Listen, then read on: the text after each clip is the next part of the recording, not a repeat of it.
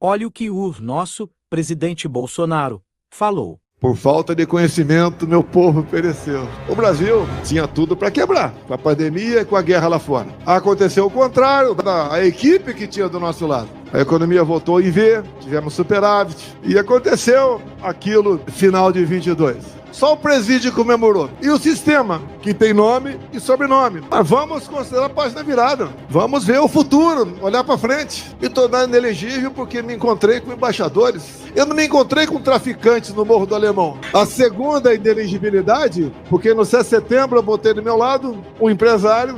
Então, porque eu botei esse empresário do meu lado, inelegível, eu não botei do meu lado a dama do tráfico. Tentaram por várias vezes nos censurar. Isso daqui representa a liberdade para nós. Quantas vezes tentaram aprovar urgência para um projeto de controle da mídia social? Se não transmitir a verdade, não mostrar a verdade, ele acaba por si só. E quem age com isenção, com responsabilidade e com a verdade, cresce. Não justifica o que fizeram até agora. Mas eu acredito que já chegamos no ponto de inflexão. Mais que esperança, nós devemos fazer a nossa parte. Não é fácil você lutar contra um sistema. Olha só, aqui do lado, mais para cima um pouquinho, São Paulo. Quando nós assumimos, os portos eram de responsabilidade do Tarcísio. Lá dava prejuízo de 500 milhões por ano. 22 passou a dar lucro de 500 milhões.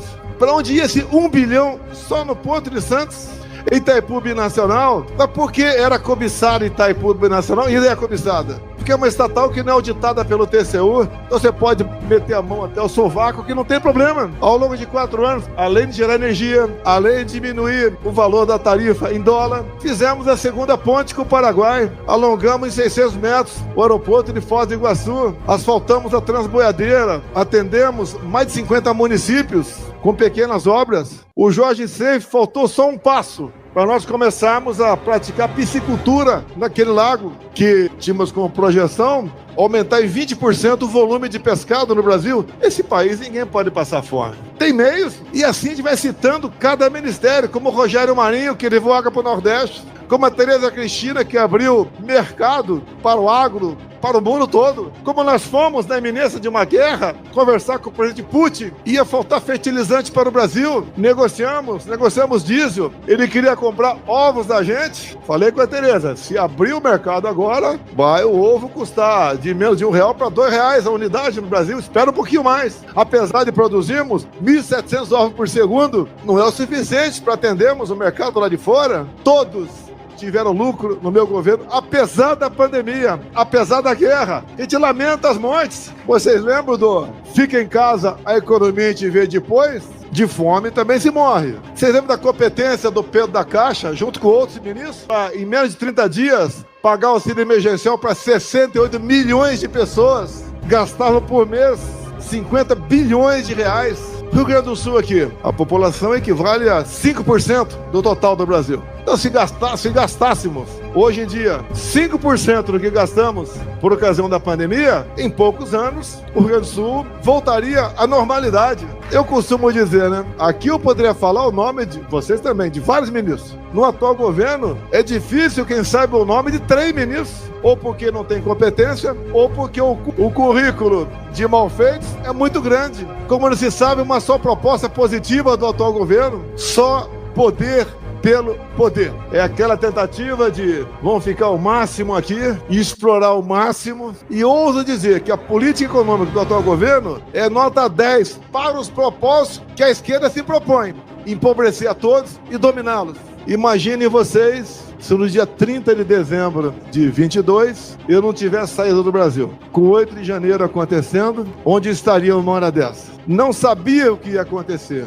mas pressentia que algo de errado estava por vir. Fiquei 3 meses lá fora, fui muito bem tratado por brasileiros, lá nos Estados Unidos, e voltamos para cá com todos os riscos. Acusação de toda ordem. Grande mídia, ao vivo, estou pronto para ser sabatinado por vocês. Vamos falar de baleia, de presente, de vacina, de golpe. Boa exposição, ao vivo, com edição não não tem satisfação maior do que aquele de servir, de poder ajudar o próximo. Quem era Jair Bolsonaro, daquela foto ali com meu pai, aquela coisa rara, uma fotografia, em 1960. Chegar onde chegou é um sinal que todos nós podemos chegar onde sonhamos ou onde o destino reserva um lugar para nós. Eu duvido que o Tarcísio pensasse um dia ser governador, que é um tremendo gestor, algo que São Paulo nunca teve. Como, por exemplo, eu vejo vários parlamentares aqui, como disse a dona Michele, né? A minha patroa, nós devemos nos apresentar. Caso contrário, os maus ocupam esse espaço no governo. A nossa carta para a democracia é a Constituição. O que nós já fizemos,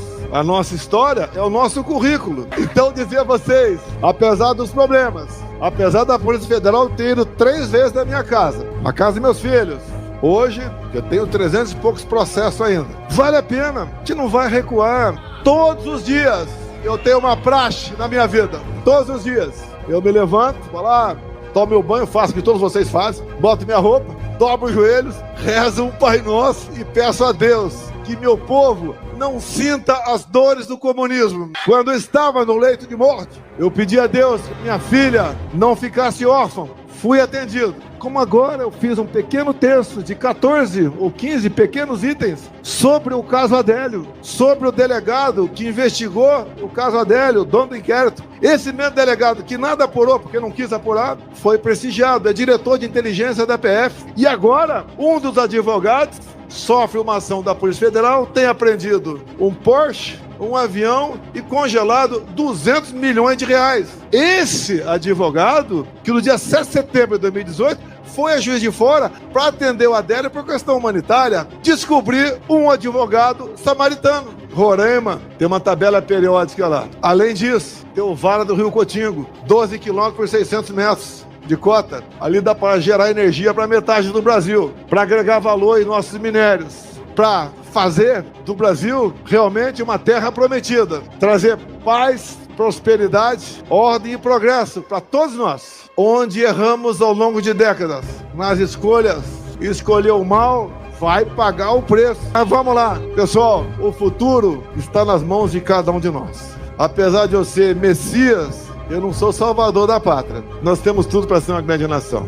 A Europa, o Parlamento Europeu deu uma guinada forte à direita. Tá o Milei, que deve chegar hoje à noite aí. A Meloni, na Itália. As novas eleições na França. Se Deus quiser, Bukele, é o Salvador. Se Deus quiser, Trump. Em novembro, nunca o mal venceu o bem. E não vai ser dessa vez.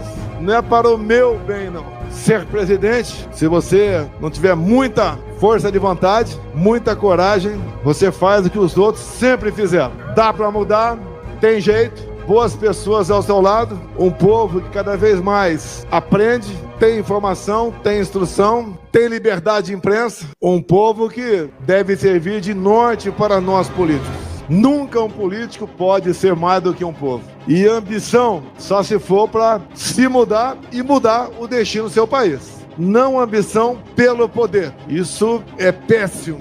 Quem quer o poder, pelo poder. Temos eleições esse ano. Votem com a razão e não com o coração ou emoção. Porque se nós tivermos, porque a composição do TSE já mudou, tivemos uma grande bancada em 26, pode ter certeza que a gente faz pelo parlamento, não pela canetada, uma história melhor para todos nós. Muito obrigado a todos vocês.